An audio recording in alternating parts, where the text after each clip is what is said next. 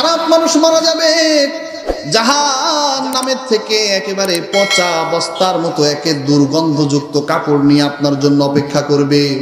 মালাকুল মাউত মাথার কাছে এসে বলবে, উখরুজি আইয়াতুল খাবিসা উখরুজি, এই রূহ, খারাপ রূহ, তুমি বের হয়ে আসো ইলা গযাবিল্লাহ, আল্লাহর গজবের দিকে। রূহ তখন ভয়ে শরীরের মধ্যে ছটফট ছটফট করা শুরু করে দিবে।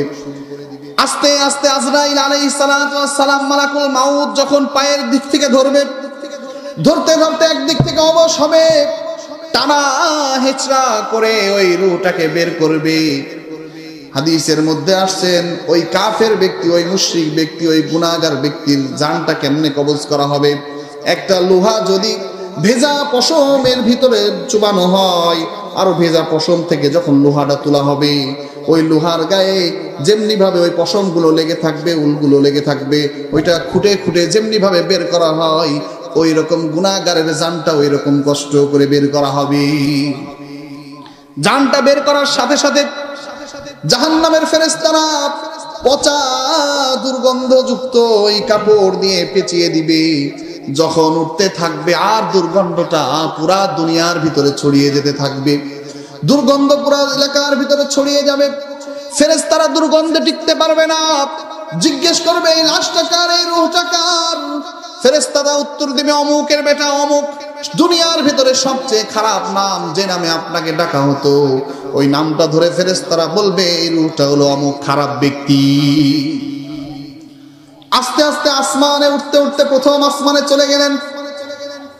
গন্ধ শুকে প্রথম আসমানের দরজা খোলা হবে না। আল্লাহ রাব্বুল আলামিন বলবে, ওই বান্দার লাশ আর ওই বান্দার রূহটা তুলিস না, যা যা ওই রূহটা সিজ্জিন নামক জেলখানার ভিতরে ওই বান্দার নামটা লিখে রাখ, ওই বান্দার নাম লিখে রাখ।